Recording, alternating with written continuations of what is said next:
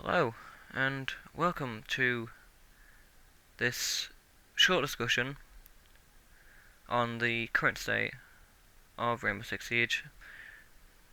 My name's Excellent, um, also known as Alex by close friends, and I'm just going to talk about next steps of Siege, next steps for me, the meta, etc. So, first I'm going to start off with the new season. I'll start off with Aruni. Aruni's the new defender who has the server gate, if I've said that correctly, which, if an attacker goes through it, it can stop. Well, it doesn't stop them, it does 40 damage to them. It can be disabled by means of flashbangs, drones, Iona clones, basically any throwable that you can put into it. It can be placed on walls, hatches, doorways, windows, all that. Now, the other factor is it's indestructible, which means it can't get shot, can't get grenaded, nothing can destroy it. But after a PC utility goes through it, it will disable for 30 seconds, but after 30 seconds is up, it has to be manually turned back on with a shot. They have to shoot the generator. Yeah. So her guns are the P10 Roni and Dokubi's Mark 14 EBR, which you already know. And she can punch with rotates in the test server. They might be changing that, I'm not too sure. So, my thoughts on Aruni. I don't think she's overpowered. Unless she's put in the right hands, because... Or if it's you in a situation, it's let's say, a 1v1, and you're IQ, with no drones, no utility to go through it, so you're going to have to tank that damage, and if you're already low health, you can't risk that. So, yeah. One thing I've seen with Aruni is the fact that she can bandit trick better than he can. She goes onto the other side of the wall, places the gadget on it, and then stands close to the wall until she hears Ace or Thermite, and then she walks away, and it's bandit tricked.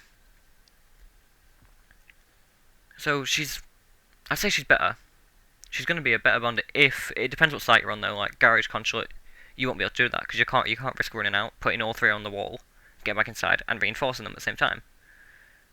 Granted, two of them probably will be reinforced, but by the time that you've placed three, you'll be dead. But there are definitely other sites in the rank pool which she can be menacing. I think she'll be much better in Pro League, and she's probably going to get nerfed, depending on how she performs. And yeah. Next is Skyscraper. The Skyscraper rework I'm not a huge fan of.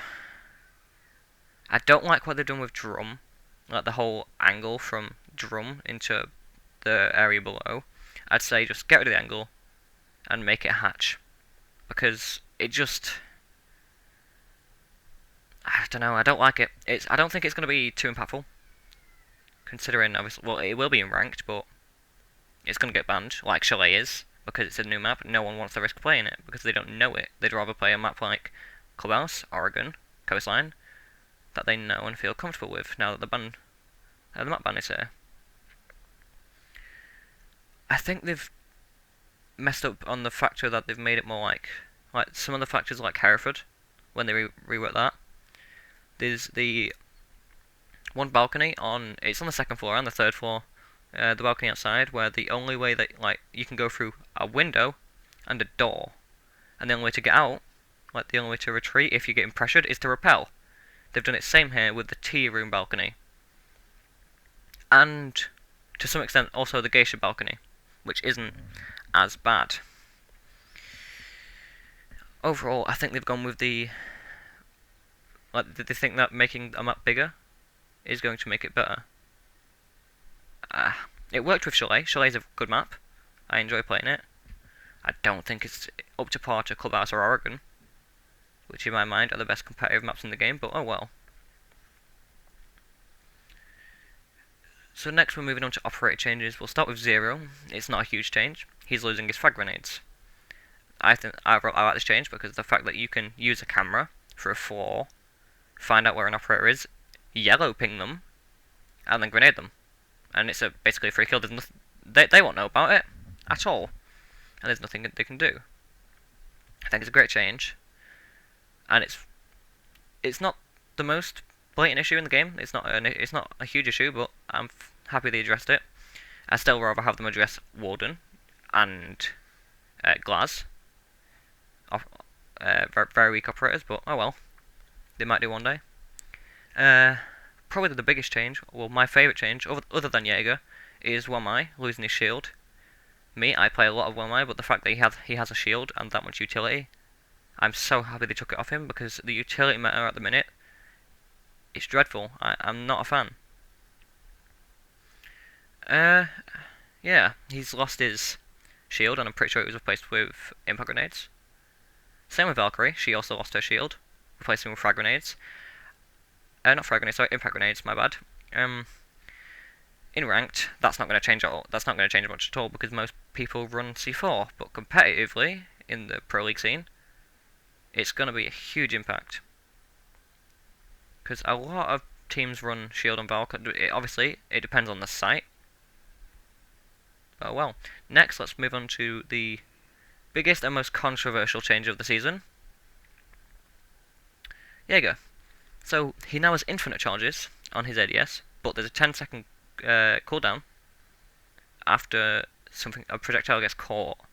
So, if you throw a flashbang, the ADS will be disabled for 10 seconds before it comes online, and it'll just keep going online after those 10 seconds. Now, in most situations, that's fine, and it's actually a nerf to Jaeger. However, I'm going to give an example here. Blue Bunker on Oregon, the elbow, where a smoke usually plays with a shield.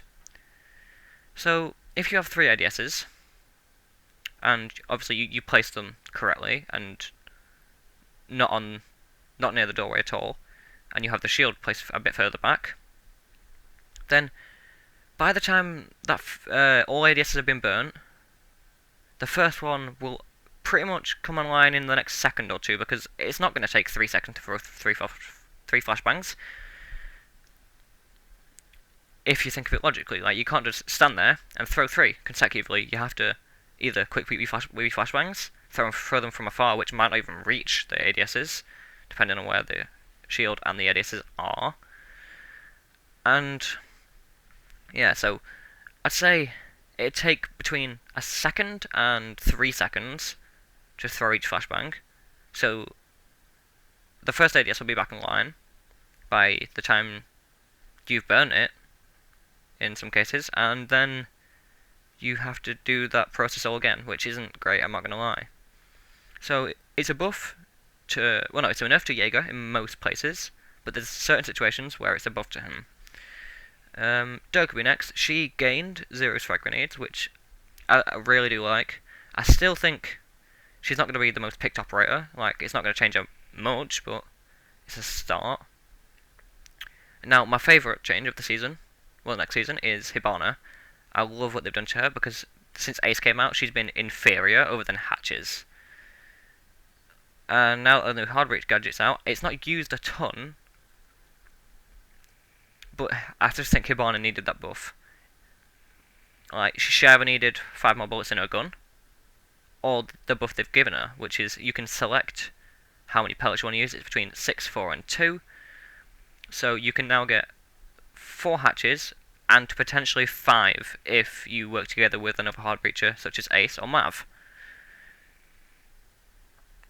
Because obviously with the new, well, not the new change, but the change where you can split the damage on a hatch. I'm pretty sure every hatch in a war has 1,000,000 health, and 4 Hibana pellets do 1,000,000 damage, and half a hatch with Maverick does 500,000, which also means 2 pellets do 500,000.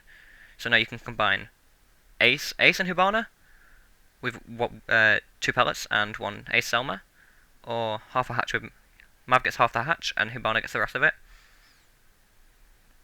Yeah, so I'm a big fan of this new change with Hibana. And the last change I want to go over for the next season is Echo. The fact that he's losing invisibility on his drones, I'm not too sure how it'll play out at all. It might be a good change, it might not. If it's not, then they're going to have to think about changing him again. You're going to have to play a lot more strategically with Echo now. Now let's go over the utility meta. It's just been the worst time for pros, not the pro scene, I'd say, in a long time. Since Lion, I'd say. The utility meta is awful. Like, Smoke, Jaeger, Wamai, and then, obviously, these are, like, the other two operators are up to you, but let's say Mute and Bandit, or Mute and Cade. There's no droning allowed. You can't drone because of Mute. You can't get the person not available, let's say if it's on Oregon, because they've got 3 ADSs and a shield. You have to burn all that utility with 20 seconds, and then by the time you've done that, there's going to be like 20 seconds left, because this is the utility meta, just goes straight into the 20-second meta, and it's the reason why that's the meta at the minute. I'm not a fan of it at all. And I'm pretty sure like the utility meta really started when Goyo came out. Like he had 3 shields, and I'm happy he got nerfed, even though the ranked team didn't see it. Like the ranked players didn't understand why. But in Pro League, he was awful, and he still is to this day. He's not OP, like, but the fact that you have to, there's so many shields. I want to talk about shields as well. Like, I don't like. Yes, make the shields bigger. Don't put mirror slits on a shield. That's what mirror's for, to have that window. The fact that you got mirror slits on a shield, that's a big no. I really hope that the meta dies down soon. Like, I'm happy when I lost the Magnet and the Jaeger change. I'm happy with them. It's gonna not kill the utility meta, but make it less less powerful, I guess. And I'm hoping the meta changes soon. There's a lot of changes I want to happen to, like the Ace Selma change from 3 ticks to 2 ticks. I don't think that was needed.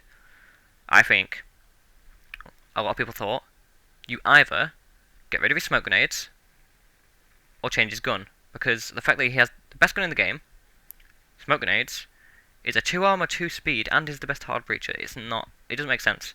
I say my best. Well, I think might be best for him, but obviously other people have different opinions. Change the AK-12 for Gridlock's F90. Don't give Gridlock the AK-12 though. No, thank you. I think it should be just for Fuse, because he's not a very good operator. I mean, Gridlock's not the best, but she has good guns. I'd say give Ace that gun, and that's it. You may also have to take his smoke grenades at some point, but yeah. That's the main change I'd want. Moving on to what I think of Pro League at the minute. Obviously, COVID has changed a lot of what was going to happen. Like, all the majors became like regional. Like there was no actual proper major. Yeah, there's no proper major. It was all just your region. Yeah, like, it's not been the greatest of times. I just do want to say though that the recent game between Eminem and Gamma, that was the best Pro League I've watched all year. I really have to say it. It was such a great series. 1v1 on overtime match point, I'm pretty sure it was. Yeah, it was. 7-7. And it was a 1v1 with the diffuser down. Like, obviously I'm from the UK. I wanted Eminem to win. And the fact that both UK teams are in the top 2 and one of them is confirmed to go into Pro League, I'm really happy about. I really hope the 6th Invitational doesn't get cancelled, because I'm really looking forward to it. I want to see, I want to know what happens, because Virtus Pro and BDS and Empire are all confirmed from EU. I think SSG might be confirmed. If I'm wrong, then I'm wrong, but Dark Zero, I'm pretty sure they're confirmed, or they're about to be, when the American major goes on. Cloud9, they'll probably get in, because they won the other major. I'm not too sure about the other regions in APAC. I know Union Gaming won, so I don't know if they're going to SII. I'm not too sure. I don't really keep up with that. I don't think Fnatic will go because I'm pretty sure they might get relegated from APAC. Cyclops are going, I'm pretty sure. They've done really well recently. Yeah, so I really want to see what happens because it's just different teams in the Invitational. Like, obviously BDS were there last year, they're here this year. Virtus Pro though, like they used to be, what were they called? Fours? Were they fours beforehand? They haven't been, and I want to see how well they perform. They're a good team, and since they picked up Milon, they've become so much stronger than they were. I'm really excited for the Pro League finals actually, and the Invitational. BDS takes it. Wait, what? And yeah. So finally, I'm going to move on to what I want to do in the near future. I'm 16 years of age, so I can't do much at the minute, but there's two paths I want to take. If I take the path of trying to work to do with Siege, I either want to play for a team in Pro League. Obviously, most people do, but I think I don't think I'm not good enough at the minute. I do play in a team and I do play in a league, but it's nothing substantial. I enjoy it. It's so much better than ranked. Ranked is so boring at the minute. When I got to at the minute, I'm like 100 off pot 1. I thought maybe strats would be in rank now. Like people in this level would use strats, but no. It's is that a window and am I on defense? Oh, that means I have to spawn peek. I apologize. Oh, what's this? There's a person. I must swing them. Like I'm not happy with Siege. Competitive play is much more fun. And yeah, so in the next 2 years, when I'm 18, I do want to try go for Pro League. Most players do. The chances are quite slim. But I think I might be good enough at that time. I hope I am. Or at least Challenger League. I really want to play Challenger League. And then my other option is I want to cast, because casting is fun. I've done it a few times. I've never had someone to do it with. I've always done it alone, but I just find it extremely enjoyable watching other teams face off and commentate over them. Yeah. So if I don't get Pro League, then I'll go for casting. I wanted to when the UKIN needed a caster. I wanted to do it, but obviously I'm 2 years young from where I need to be. So yeah, I'm hoping either I get Pro League. If I don't, then I'll try to get an opportunity to cast. I hope I can get that one, and if not, I'll just do what I'm studying to do, I guess. Alright, that was it. That's my discussion on the current state of Rainbow Six Siege and my thoughts and my aspirations. Thanks for watching, and I guess I'll see you next week if I do another one of these. Goodbye.